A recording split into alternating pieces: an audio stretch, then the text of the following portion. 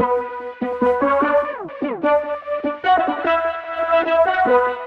everybody, welcome back to another fantastic edition of the His and Her Money Show, where we make it our business to help you take dominion over your money and your life. Thank you for tuning in to today's episode because you don't have to be here. And the fact that you are, we want you to know that we're grateful to have your eyes and or your ears tuned in to the His and Her Money Show. I'm personally excited about today's episode because I have one of my heroes waiting in the wings to give us a bunch of wisdom and insight on the world of financial freedom, financial independence, fire, whatever your taste is. We're going to talk about how to get free today. And we have a legend by the name of J.L. Collins. He has a brand new book called Pathfinders. Now, if you have ever asked us about investing advice, we have only ever given you one answer, and that is to go read JL's first book, The Simple Path to Wealth. And his new book is the companion of that book. And he is the godfather of financial independence. And he's going to talk to us about how you and I can get free because anybody, yes, that includes you, anybody can take this path that JL took, that he teaches people literally around the world to take. You may be wondering what JL stands for. It stands for just listen. Whatever he says on this episode, whatever he's gotten in these books, just listen and do it. I promise you, you won't fail if you do. But let me not belabor this any longer. Let's go get JL so we can hear all of his fantastic advice and so we all can get free. Hey, JL, welcome to the His and Her Money Show.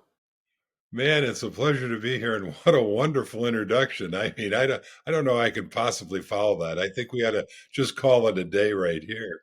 My goodness, thank you. It's much more than I deserve. Now And you need to be a little more selective about your hearing.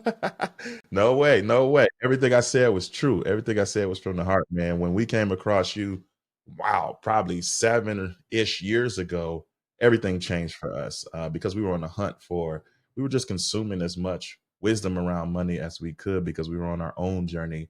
And the lessons that you back then was just the blog, and now you're 3-time author, and your message has just been spreading across the world. So we're excited to have you with us here on this episode. But just because we know you and love you, everybody that's listening and watching may not know. So for those people who are being introduced to you for the very first time, can you say hello to them and then just kind of let them know a little bit about what you're all about? Well, hello everybody, and I'm honored that you're tuning in and listening to this.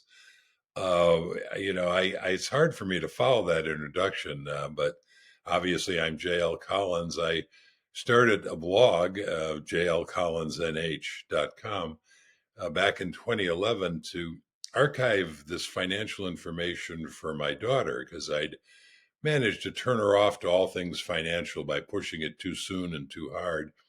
And I wanted to make sure that the information was available if and when she was ready to hear it, even if I wasn't around.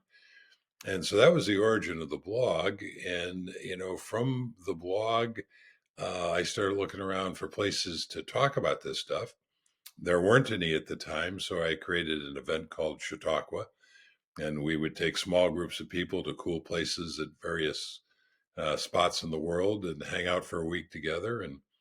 And then out of the blog grew, as you mentioned so kindly, The Simple Path to Wealth. And then my next book, How I Lost Money in Real Estate Before It Was Fashionable, and now Pathfinders, which is a collection of stories from people around the world following The Simple Path to Wealth. My daughter, by the way, loves to tease me. She says, Dad, if I'd listened when I was young, there'd be no blog, there'd be no Chautauquas, there'd be no books, and nobody from His and Her Money would want to talk to you. That's a fact. And please tell your daughter we appreciate her for being hard headed because we all have benefited from that. Yeah, well, I appreciate it now too. At the time, it was a little more of a challenge. Now you're known as the godfather of financial independence, and since you started so long ago, there's plenty of people that have become influencers in the space, that have created blogs in the space, written books in the space, and the description, the definition has taken on different turns and twists. For you, the godfather of financial independence, what does financial independence mean to you? Well, so financial independence is I think pretty straightforward. It simply means that when you have enough money invested, that money is earning enough money to pay for all of your needs and maybe a little bit more. So there's a mathematical formula you can put on that. There's a thing called the 4% rule that came out of an investment advisor back in the early 90s. I'm drawing a blank on his name. And then some professors at Trinity University did a study around it that kind of looked at how portfolios last over 30 years. And it sort of all distilled out to, if you have a portfolio of at least 50% stocks and you adjust it for inflation every year, you can withdraw about 4% and expect that portfolio to last for the long term. I don't like the word rule, but it's a great guideline. So if you have a certain amount of money invested, you take 4% of that and you know how much you can safely withdraw. The other way to look at it is, if you're starting on your journey and you say, well, I need, say, $40,000 a year. Well, if you multiply whatever that number is by 25, 40,000 times 25 in this case is a million, then you know how much you need to have invested, because 4% of a million is 40,000. So that's the mathematical formula behind what's known as the 4% rule. Again, I preferred guideline, and that's kind of the definition of financial independence, I think, in my world. Now, your first book that blew up all over the world, The Simple Path to Wealth. It's the simple path because you're straightforward. You should do this, this, and this. Because the book, as you said, was birthed out of conversations and letters that you wrote to your daughter, and you were instructing her on what to do. Here's the thing about simple. Sometimes simple is complicated because we don't think that simple could be all that we need to do. It can't be this simple. It can't just be get some VTSAX index funds and wait. It has to be more to it. So when simple seems complicated, how do we reconcile that in our mind? Because it's marketed as finance is super complicated. Investing, you need professional help. Don't attempt this on your own. And then you come countercultural and say, no, there's a simple way that you can do this. How do we reconcile that mentally, emotionally? So both things are true, right? So the way most people are introduced to investing, it is extraordinarily complex, because Wall Street creates extraordinarily complex products. And the reason they do that is because the more complex the product is, the more they can convince people that, oh, don't worry your pretty little head about it. You need our help to deal with this. And that allows them, of course, to charge high fees, high commissions. And that's where they make large amounts of money, which, of course, comes directly out of our pockets as the investors. So that's the bad news. And if you turn on, financial television, or you read this stuff, it's filled with those kinds of products. And those are indeed very complex. In fact, famously, in the collapse of 07, 08, Wall Street had created products that were so complex they didn't understand them. So when people say this stuff is really complex and I can't understand it, well, that's true. That's the bad news. The good news is you can put your arm on the table and sweep all that down on the floor, because you don't need any of it. All you need are simple, broad based, low cost index funds. And we can get into what those are. Those are the soul of simplicity. They are inexpensive to own. You're not paying high fees to active managers to enrich them. You get to keep your money in your pocket. And that's all we really need. Not only do those work, but in fact, the research has been pretty definitive. They work better than all those complex products. Not in the least, by the way, because they are so much less expensive. They don't have that drag of those expenses that they have to overcome to even begin to make money for you. They start making money for you almost from the beginning. Now, a lot of people are listening and watching because they're good note takers if they're a part of the His and Her Money community. They just wrote down low cost, broad based index fund, and they put a question mark at the end. So if that's the first time they've heard that term, what's that? What is that compared to a stock? What is that compared to other types of mutual funds? Help us understand that a little bit better. Sure. So let's start with what a mutual fund is. So, a mutual fund is simply a pool of capital that comes from a lot of different people, sometimes different organizations, and it comes under one umbrella. And then it's invested according to whatever the parameters of that particular mutual fund is. It could be invested in stocks. It could be invested in bonds. It could be invested in real estate investment trusts. The range of things that a mutual fund can invest in is almost infinite. Even within stock mutual funds, you could be in small cap stocks or growth stocks or value stocks or whatever. So most of those things are actively managed, which means that they have expensive managers and analysts who are trying to figure out where to put this pool of money. An index fund, and this was the brilliance of Jack Bogle, who created the first index fund in 1975 when he formed the Vanguard Group. The brilliance of that Bogle had was he looked at it and he said, if I just buy the entire market, I will outperform and I won't have all of those expenses. That seems very counterintuitive, but since that first index fund, which was followed the S&P 500, which are the 500 largest companies in the United States, since that's come out, there's been a lot of research over the decades looking at this that has verified he was right. It is very rare for an active fund, an active manager to outperform a broad based index.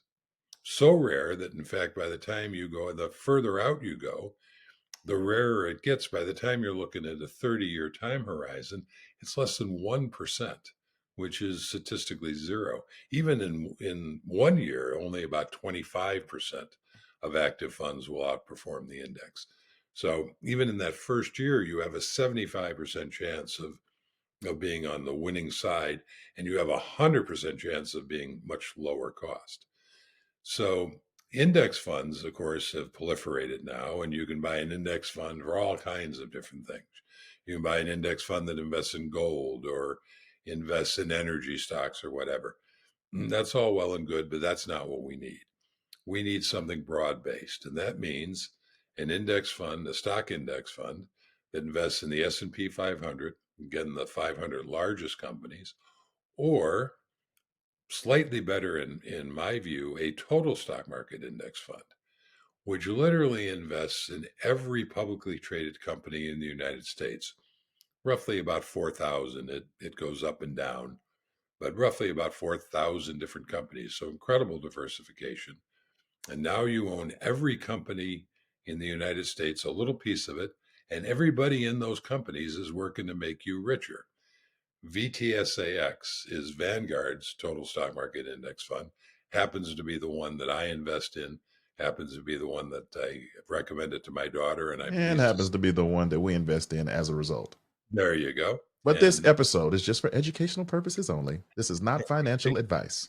exactly. And I should be clear that because Bogle created these index funds, which the rest of the industry did not like, by the way, because they're not nearly as profitable for those guys.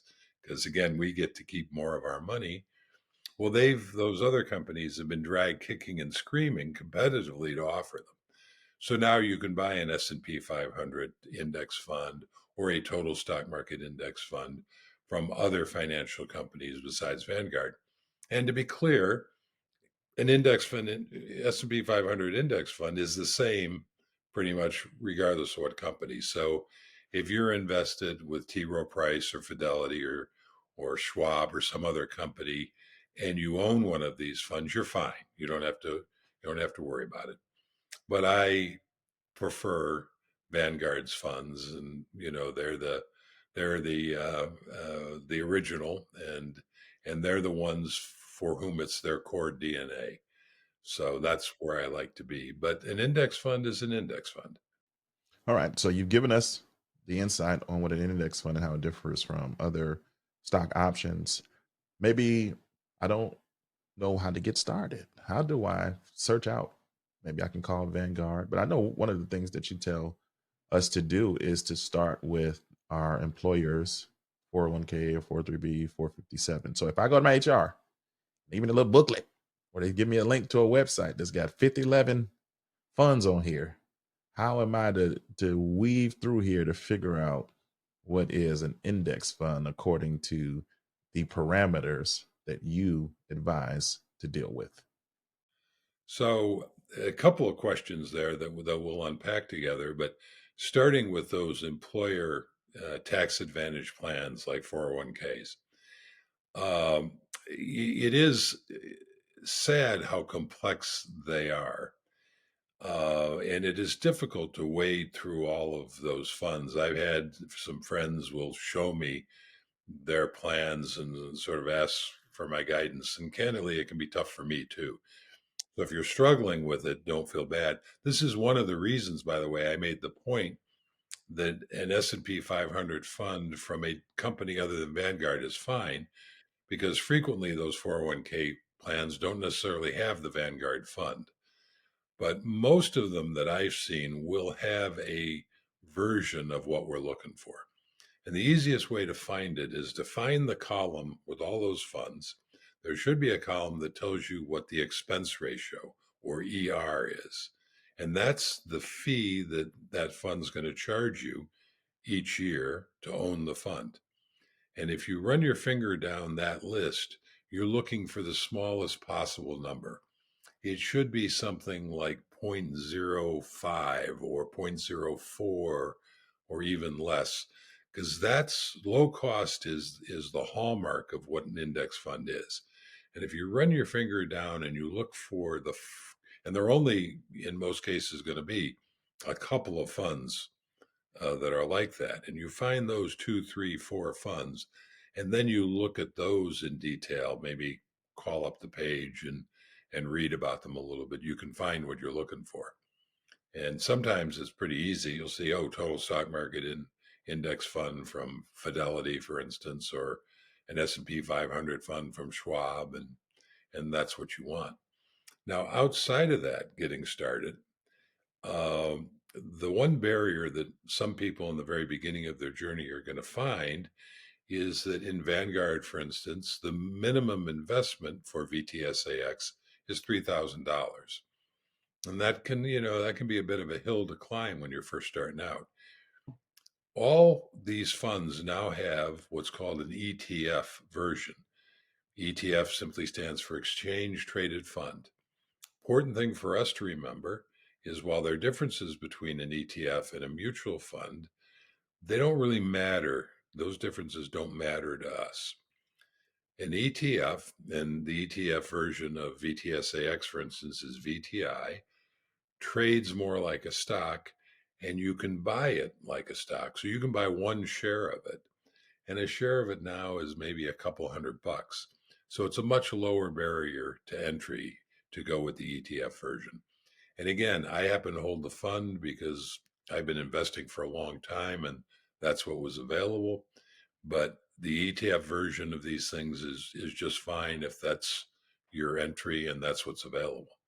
JL goes way deep in his first book, The Simple Path to Wealth, on this concept, gives you the step by steps that you need to do to run this play. And I want to transition because you need that book and you need JL's new book, Pathfinders. And I know one of the reasons that you wrote this book, because this is you still giving your wisdom, but it also is heavily comprised of stories of people who went down the simple path of wealth based on your teachings and found what they were looking for in financial independence. And one of the big knocks on the FIRE movement or financial independence overall is that if you start digging and you go to some of the popular blogs, you'll see a common trait, like they were former engineers or doctors, and they had this big shovel that they were working with. And you can easily say, yeah, of course they're financially independent. They were making this and they were making that. And what I love about your book is that it's full of people from all different backgrounds, all different salaries, all different challenges, and they all found the simple path to wealth. Can you unpack that a little bit about that knock and your response? Yeah, exactly. I mean, that knock that you're referring to is always stuck in my craw because when I first started writing the blog, I started hearing this that, oh, this is fine, but it's really only for this elite group of people. And that was not my experience when I would talk to people who were reading my blog. That was not my experience with the people who came to our Chautauqua events.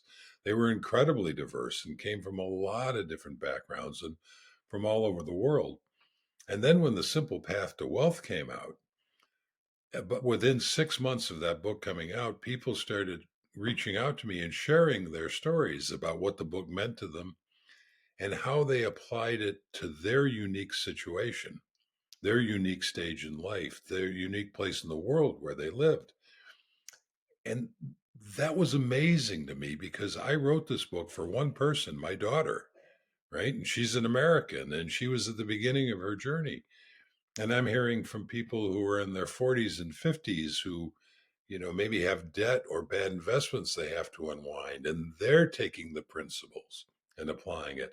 I'm hearing from people in different parts of the world who don't have the same kinds of IRAs and 401k tools that we have, but they maybe have something similar and they're able to read The Simple Path to Wealth and say, oh, yeah, I see that. And that's how this fits with what I have. Just amazing. But the most amazing thing to me was that this is a path that's accessible to anybody. Because my favorite stories in Pathfinders are the ones around people who start from very humble beginnings. Because that's one of the knocks about this is that, you have to be coming at this from a place of privilege to have any hope. That's absolutely not true. In fact, I know people who have very privileged situations, make very large salaries, but because they've organized their life in such a way that it eats up every dime they get, they are never going to be financially independent.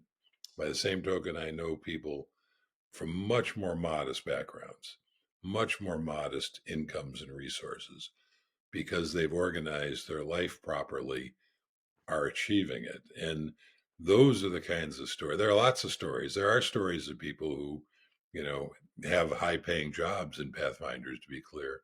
And I love those stories too. But my favorites are the guy who said, I grew up as a child migrant laborer.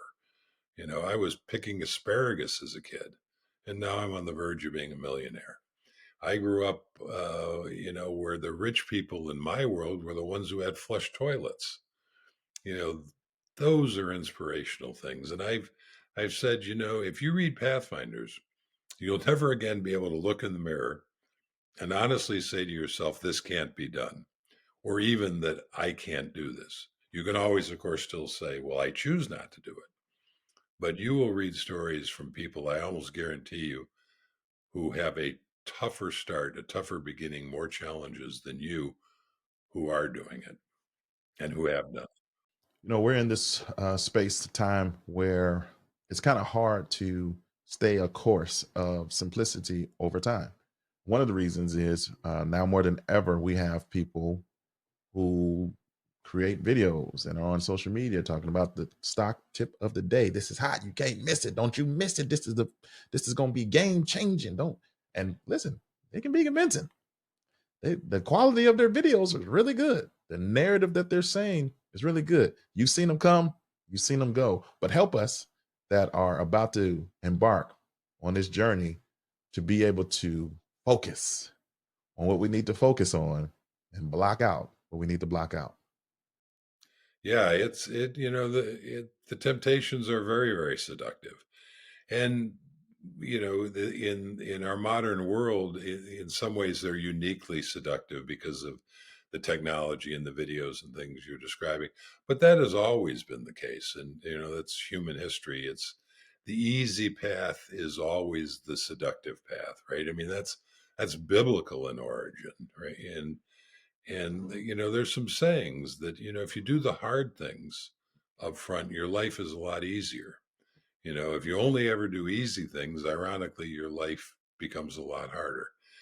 So, we all get, and I see the same thing. You see somebody who invests in some meme stock or whatever, and suddenly, a few $1,000s is several $1 million, and well, obviously that's very appealing. But I think it's important for us to understand two things about that. One, it's very rare. Maybe it never actually happens. It could be completely phony. But even to the extent that it happens, I can almost guarantee that anybody who comes into money easily and quickly, who is fortunate enough where maybe they bought that meme stock and turned it into $1 million, I can almost promise they're not going to keep that money. It's the same reason people win the lottery tend to not be able to keep the money. It's pretty rare for lottery winners to stay wealthy because they don't know how to handle that amount of money, but they also confuse, in the case of buying a meme stock, skill with raw luck, right?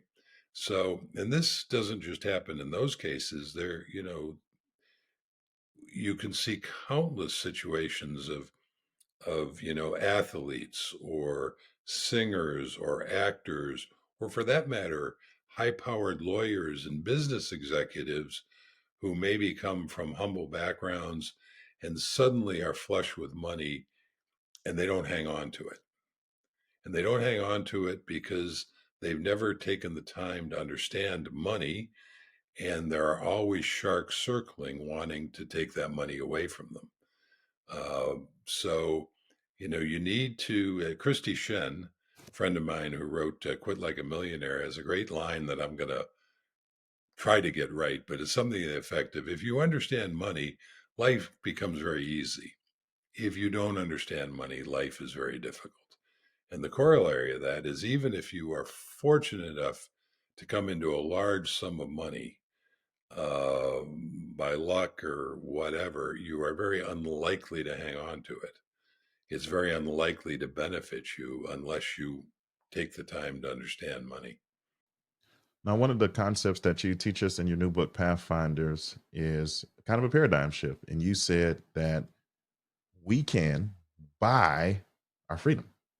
Like some people, they like, I can buy a car, buy a house, I can buy clothes, jewelry.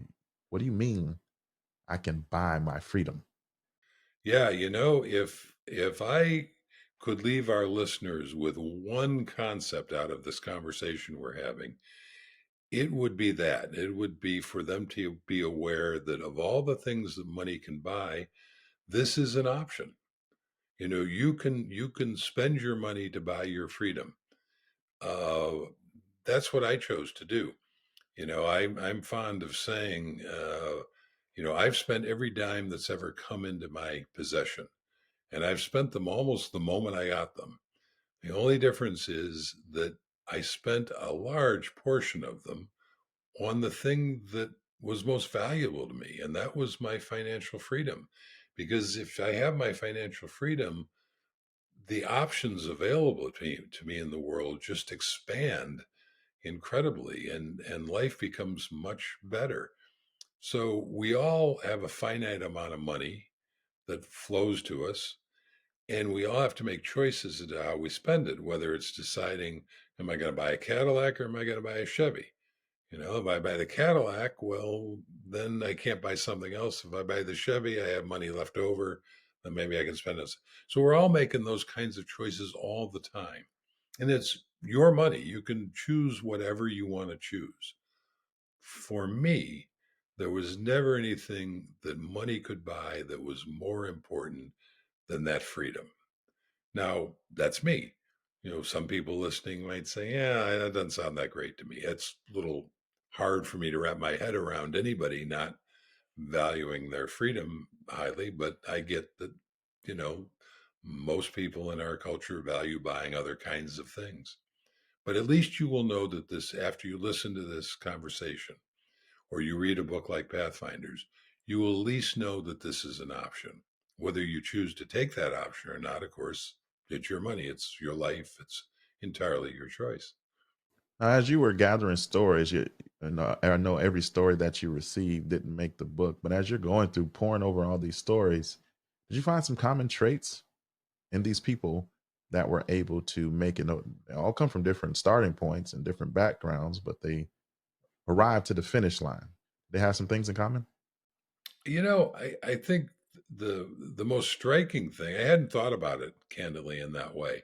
The most striking thing to me, with gathering these stories, and even before when I was sort of hearing them, was the incredible diversity of the stories.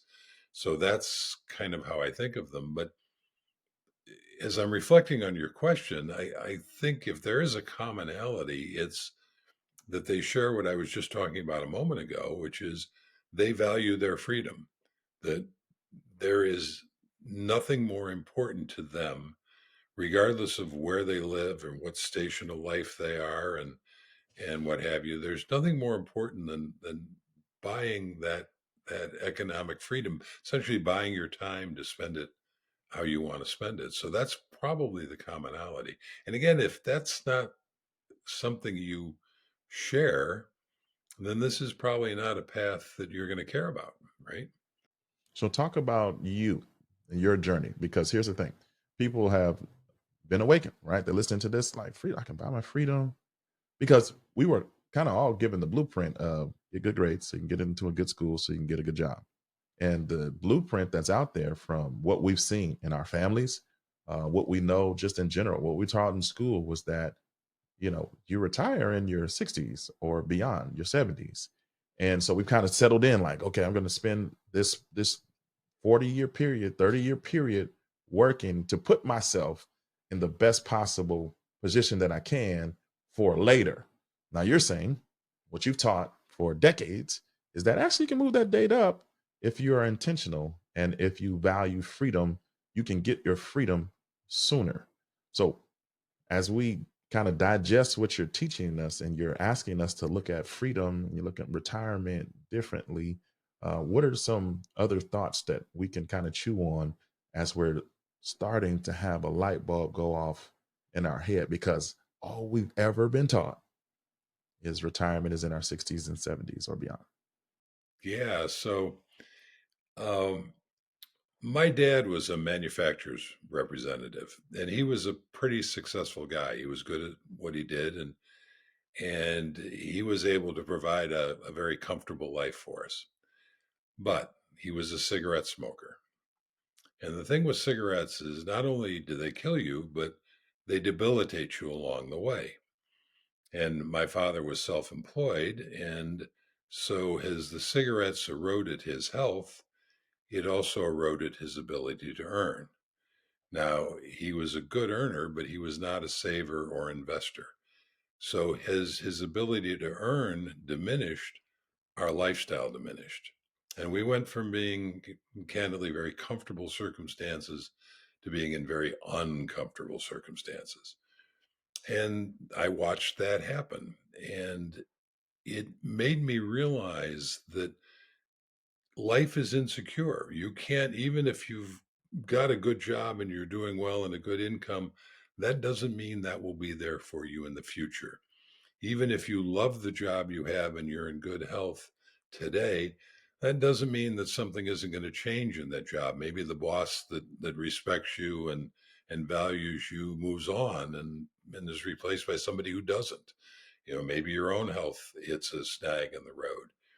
And so at an early age, I determined that I didn't want to be solely dependent on my ability to trade my time and labor for money. I wanted to have something else that was earning money for me. And of course, that's investments. The other thing I'll say about it is it's not an on off switch. So it can seem very daunting to say, well, we talked about the 4% rule and those formulas. It'd be very daunting to say, well, holy cow, $1 million, how do I get there from here? But it's important to understand that the moment you start the journey, the moment you start on the path, you're a little bit stronger than you were the day before. It's kind of like an exercise program, right? You're not bench pressing 300 pounds the first time you go to the gym, but the second time you go to the gym, you're a little bit stronger than you were the first time. So each step you take on your financial journey, as you dig yourself out of debt, if you need to do that, you're a little bit stronger. As you build your financial assets, you're a little bit stronger. And it doesn't take full financial independence to exercise that freedom. The stronger you get, the bolder you can become in the kinds of decisions you make, the more breathing room you have if something bad happens to your job, or if you just want to step away from a bad situation, which I did several times in my own career, long before I was fully financially independent. Man, thank you so much for sharing that. As people are getting more excited to learn more about you and your new book, Pathfinders, can you tell us a little bit more about what they'll find when they go through the pages of Pathfinders, and also where can they get their copy?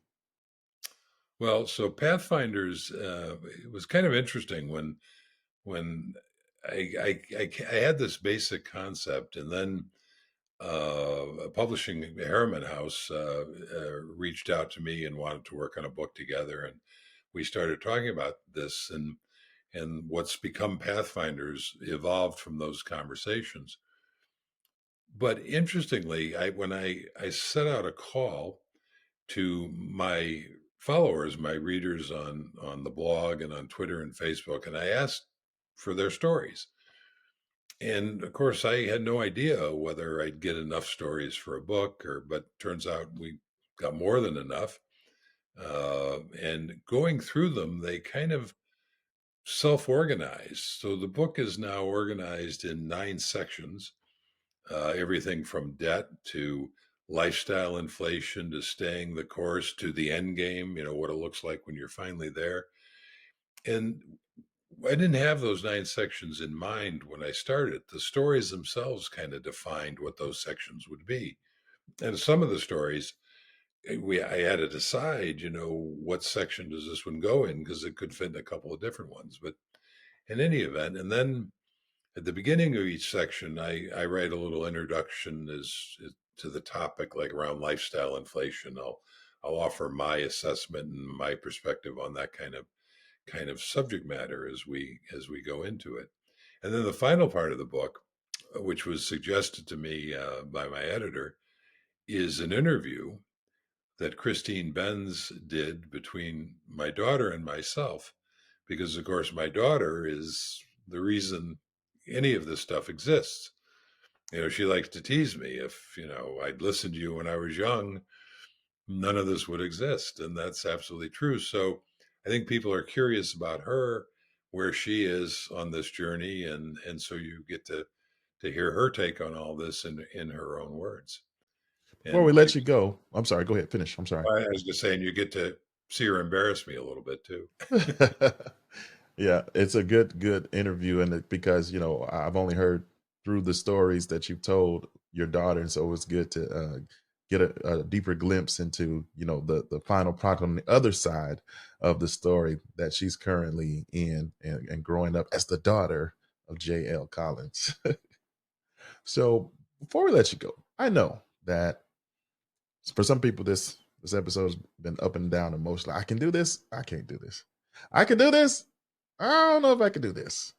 They start thinking about maybe the debt they're in, maybe the income they currently have, maybe the responsibilities that are currently in their life, and they're just not sure if they have what it takes to find their path, become a pathfinder themselves.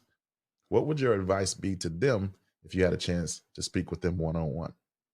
Well, I think a couple of things. First of all, one of the questions I was asked early on in a different interview was, do you have to read Simple Path to Wealth before you read Pathfinders? And I hadn't thought about that, but I said, no, you really don't. Pathfinder stands alone.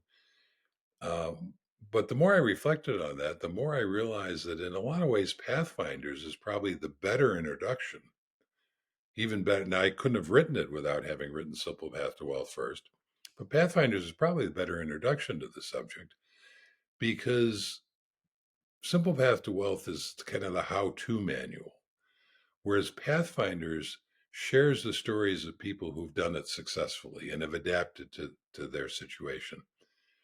So I think if you read Pathfinders, and if you're hesitating as to whether you can do it, I think you'll find an enormous amount of encouragement that as you read all the different kinds of people who have done it.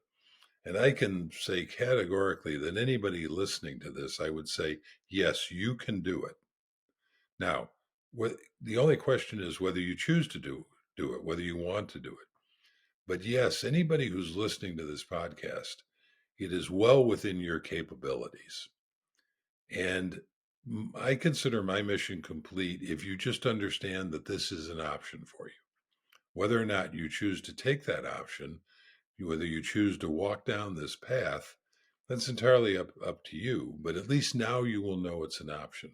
And the other thing I'll say to you is the same thing I say to people who are like 60 or 65 who reach out to me and say, yeah, this sounds, but I'm too old, man. I mean, I'm not, it's going to take 10, 15 years. I'm going to be dead. And what I say to them is maybe that's the case, but every step you take, you'll be a little bit stronger. And if you don't get 100% there, let's say your target is $1 million and, 10 years and 5 years out, you're at $500,000. It's not like you've failed. I mean, that's not a bad place to be. One of my favorite quotes is from a guy named Leo Burnett, who was an old ad agency guy back in the 60s. And he said, if you reach for a star, you might not get one, but you won't come up with a handful of mud either. Absolutely. Thank you so much for sharing that, because that's the truth. We can all take the path. And JL, we appreciate you for pouring your life story into the pages of your books to help us take the journey that you've taken, that you taught your daughter to take. We're grateful that you took some time out of your busy schedule, even though you're free, you're still busy, to come by the His and Her Money Show and drop this wisdom on us. Yeah, being free doesn't mean you're not busy. Fortunately, I like being busy, and I'm so honored that you'd invite me back. I always enjoy our conversations, so thank you. There you have it, ladies and gentlemen. Another edition of the His and Her Money Show is in the books. And speaking of books, you need to get J.L. Collins' new book, Pathfinders. We have a link to it in the show notes of this episode. Get it. I promise you will be encouraged by what you read in the pages of this book, and you'll be able to start a path for yourself. Remember, we got plenty of inspiration and education just like this over at our website, hisandhermoney.com. That's all we got for this time, guys. It's been great. Until next time, peace.